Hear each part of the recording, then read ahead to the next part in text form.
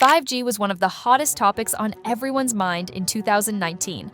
Tech executives hyped it as the next revolution in telecom, a game changer that would make our current wireless tech look ancient. Back in 2018 and 2019, advertisements promised download speeds 10 to 100 times faster than 4G, with near-instant responsiveness. We heard about science fiction-like applications, surgeons operating remotely via robotic arms, self-driving cars talking to each other in real time, and virtual reality with zero lag.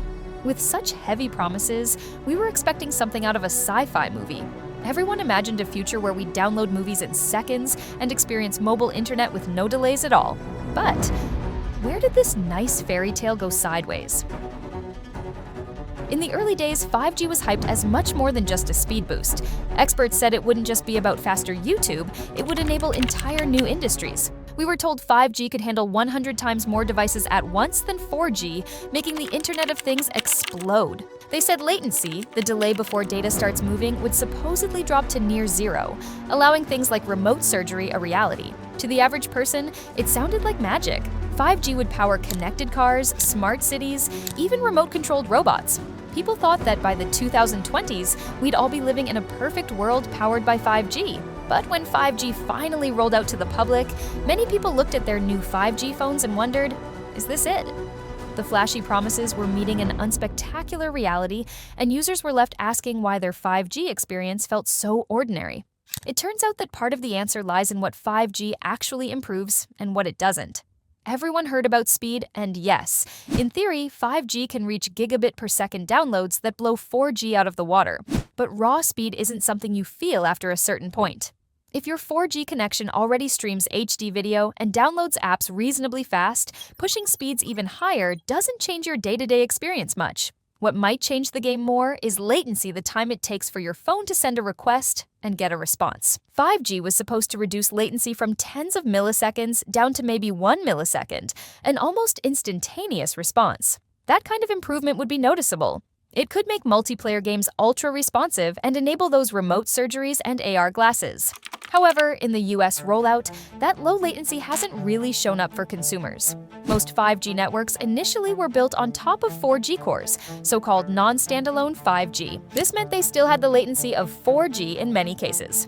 Even in 2024, typical 5G latency in the US sits around 40 to 60 milliseconds, only a little better than 4G's 50 plus milliseconds.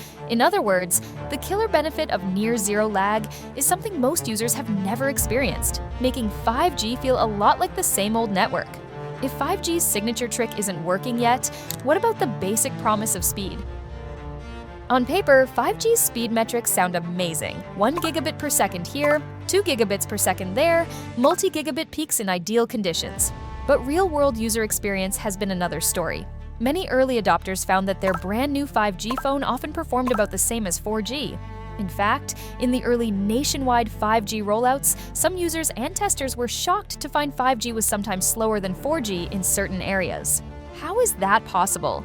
One reason is that US carriers initially deployed 5G on very similar frequency bands and tech as 4G without the fancy upgrades. at&t even misleadingly branded its 4G LTE advanced service as 5GE, confusing customers into thinking they had 5G when it was really just an improved 4G. But even true 5G often didn't blow people's minds. Carriers like T-Mobile and at&t lit up broad coverage on low-band frequencies that gave only modest speed bumps over LTE. Verizon launched ultra-fast millimeter wave 5G in city centers, but hardly anyone could find or stay connected to those millimeter wave nodes. The result? Ordinary users ran speed tests and saw maybe 50 megabits per second or 100 megabits per second. Okay, but not exactly the revolutionary 20 gigabytes per second ideal that standards talked about. Even by 2021, America's new 5G networks weren't much faster than 4G, and in some places, they were slower. People who'd been promised the moon were understandably underwhelmed. So why did the carriers roll out such underpowered 5G to begin with? One big reason US consumers haven't felt the 5G revolution is how 5G was implemented with spectrum and infrastructure. 5G isn't a single thing. It can use low, mid, or high radio frequencies, and each behaves differently. The high-band millimeter wave frequencies around 24 to 39 gigahertz were hyped the most because they deliver insane speeds and capacity. But millimeter wave signals are extremely bad at traveling far or going through walls. That means to cover a city with millimeter wave, carriers would need many small cell sites on every block, mounted on poles and building sides, each with fiber optic connections. It's a huge infrastructure challenge, expensive and slow to deploy. Verizon learned this the hard way. They started with millimeter wave in 2019, announcing ultra-wideband 5G that could hit over 1 gigabit per second, but coverage was limited to maybe a few street corners in each city. Verizon's 5G was once available in less than 1% of the country. On the other hand, T-Mobile and at&t took the low-band route initially, frequencies around 600 MHz to 850 MHz that reach far just like 4G but offer only a little more speed than 4G.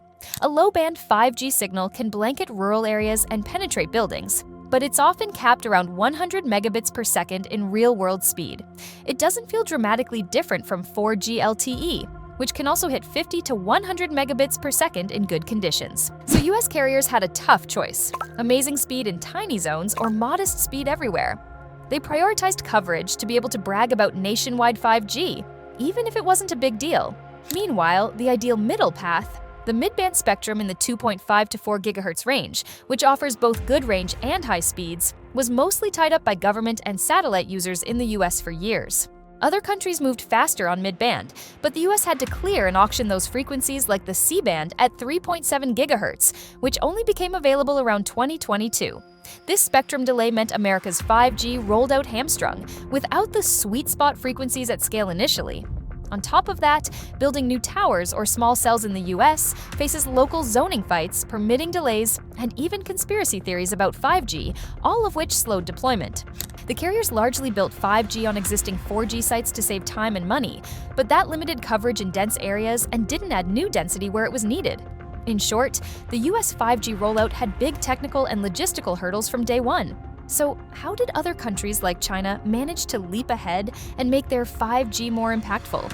While Americans were scratching their heads over subpar 5G, China was taking a very different approach. The Chinese government and carriers launched an all-out blitz to build 5G faster and bigger than anyone else. And they did. By mid-2023, China had nearly 3 million 5G base stations live, blanketing not just big cities, but many rural areas as well. To put that in perspective, the US had on the order of only approximately 100,000 5G cell sites in the same time frame, a tiny fraction of China's scale. China's strategy focused on that mid-band spectrum sweet spot. The government swiftly allocated broad mid-band frequencies like 3.5 GHz for the carriers, and state-backed operators built towers at a breakneck pace. In one 3-month period, China added 600,000 new 5G base stations, whereas the US added about 100,000 over 2 years. The result is that in Chinese cities, users more often get the kind of 5G that was noticeable, with speeds often in the several hundred megabit range and more reliable coverage. Intense competition and national pride fueled this rollout. 5G was seen as a strategic technology, a race the country was determined to win. By 2021, Chinese tech hubs were already experimenting with 5G-powered smart factories, remote-controlled mining trucks, and telemedicine. The US, meanwhile, was hampered by spectrum delays, lack of coordination, and the high cost of densifying a vast country. Interestingly, the US still led in one odd metric: the sheer number of cities with some 5G signal. But having a 5G icon in many cities isn't the same as delivering the transformative 5G experience. In global speed rankings in early years, the US fell behind dozens of other countries in average 5G speeds. It's only by 2024, after the belated mid-band build-out, that US 5G speeds have started to climb noticeably. Yet the first-mover advantage clearly went to China. They built the infrastructure and are already moving to 5G's next phase. So, does that mean 5G's potential is gone for the US, or is there still a chance to catch up and feel the full benefits? The story of 5G isn't over, not by a long shot. 5G, fully realized, could still deliver many of those early promises that excited us. The technology itself is sound. The challenge is mainly in deployment and usage. So, what needs to change for 5G to finally feel like the revolution we were promised? First, US networks are now aggressively expanding mid-band 5G coverage. With C-band and other mid-frequencies coming online, users should increasingly see speeds in the few hundred megabits per second and more consistent performance. Densification is also underway. Carriers are adding small cells, like the one on that streetlight, to boost capacity in busy areas. It might not grab headlines, but slowly and surely, the network is getting stronger. Second, the upgrade to standalone 5G cores is happening. T-Mobile, for instance, has deployed a standalone 5G network that doesn't rely on 4G, which can lower latency and enable new features. As this spreads, we may finally get those noticeably low lag times for applications like cloud gaming, AR, and real-time control. In fact, in March 2024, a team of doctors performed a pioneering live telesurgery over 5G spanning 10,000 kilometers, a dramatic demonstration of what ultra-reliable, low-latency 5G can do. To make that commonplace, though, the network must be nearly flawless. Third, the ecosystem of devices and apps needs to catch up. It's a bit of a chicken and egg. Why build 5G apps if the network isn't there yet? And why build the network if no apps demand it?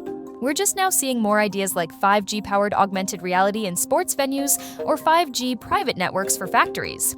The hope is that as coverage and quality improve, developers will create the killer apps that make people say, wow, you could never do that on 4G.